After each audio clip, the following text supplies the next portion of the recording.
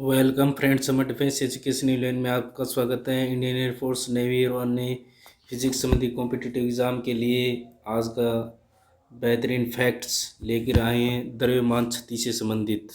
ठीक है, द्रव्यमान क्षति क्या होती है?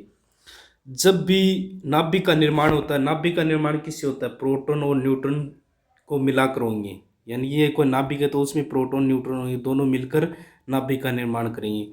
तो इस दौरान क्या होगा? कुछ द्रव्यमान क्या हो जाएगा? नष्ट हो जाएगा। कुछ द्रव्यमान की मात्रा नष्ट हो जाएगी, जिसे द्रव्यमान क्षति कहते हैं। ठीक है दोस्तों,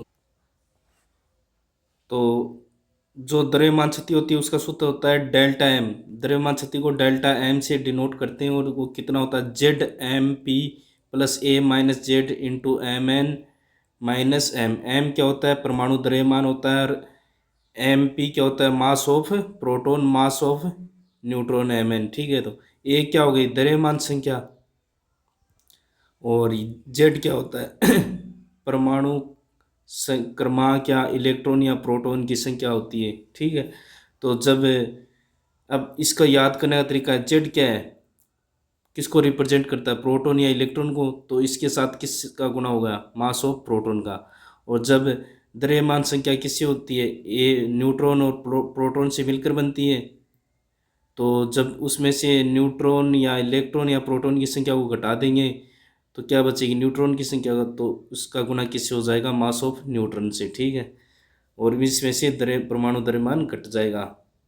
ठीक है दोस्तों, और यहाँ पर इम्पोर्टेंट चीज़ होती है परमाणु द्रव्यमान मात्रक, एक AMU किसके बराबर होता है? इसका मान भी पूछ लिया जाता है ज़्यादातर सीधा। एक AMU जो यूनिट होती है परमाणु द्रव्यमान मात्रक की, उसका मान कितना होता है? 1.66059 इंटू 10⁻27 kg। ठीक है, और मास ऑफ प्रोटॉन 1.673 इंटू 10⁻⁻27 kg, जिसका AMU में कितना होगा? 1.0078 AMU के बराबर होगा।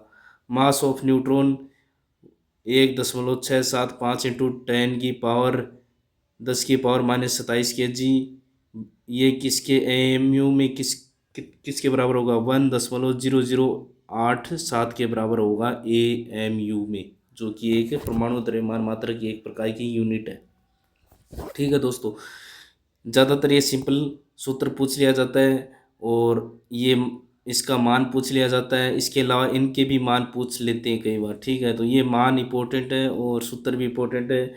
बहुत ज़्यादा हाई लेवल क्लास का एग्ज़ाम होगा तब इस सूत्र का उपयोग करके कुछ इंपॉर्टेंट न्यूमेरिकल पूछा जा सकता है। ठीक है दोस्तों, इसके बाद आता है बंधन ऊर्जा। बंधन ऊर्जा क्या होती है? जब हम न्यूक्लियनों को आपस में बांधने के लिए, जो न्यूक्लियन क्या होते हैं? प्रोटॉन न्यूट्रॉनों को जो आपस में बांधने के लिए जो खर्च की गई ऊर्जा है, यानी कि जब नाभिक का निर्माण होता है तो प्रोटॉन न्यूट्रॉन मिलकर नाभिक का निर्माण करते हैं, द्रव्यमान क्षति होती है।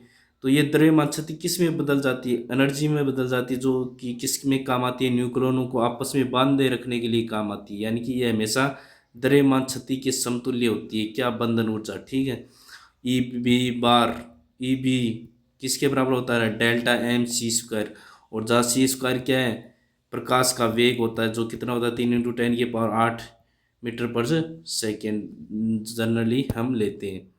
ठीक है, वैसे तो लगभग 2.999 कुछ इंटू 10⁻⁻8 होता है। ठीक है, वैसे जनरली हम 3 × 10⁻8 मीटर प्रति सेकंड लेते हैं। ठीक है, तो इसका जो बंधन ऊर्जा का अन्य रूप में भी मान ये होगा डेल्टा एम। द्रव्यमान क्षति पता है तो इसको सीधा गुणा किससे कर दो? 931.5 मेगा इलेक्ट्रॉन वोल्ट। यानी कि कितनी एनर्जी, जो कि प्रति न्यूक्लियन बंधन ऊर्जा है, वो बहुत ज़्यादा मात्रा में होती है। इसलिए कहते हैं नाभिक बहुत अधिक स्थायी होता है।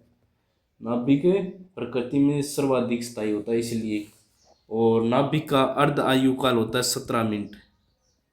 जो न्यूट्रॉन होता है ना, न्यूट्रॉन की अर्ध आयु 17 मिनट होती है। ये थोड़ा सा एक्स्ट्रा पॉइंट है, ध्यान रखना है। और एक और चीज़, न तो नाभिक को जोड़ना संभव है और न ही तोड़ना, क्योंकि नाभिक को जोड़ने के लिए बहुत ज़्यादा एनर्जी की आवश्यकता होगी, जो कि पॉसिबल नहीं है। और तोड़ने के लिए भी बहुत ज़्यादा एनर्जी की आवश्यकता होगी, जो कि पॉसिबल नहीं है।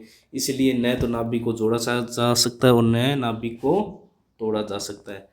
और वीडियो अच्छा लगा हो तो दोस्तों लाइक कमेंट शेयर करें एंड चैनल को सब्सक्राइब करें। जय हिंद जय भारत दोस्तों।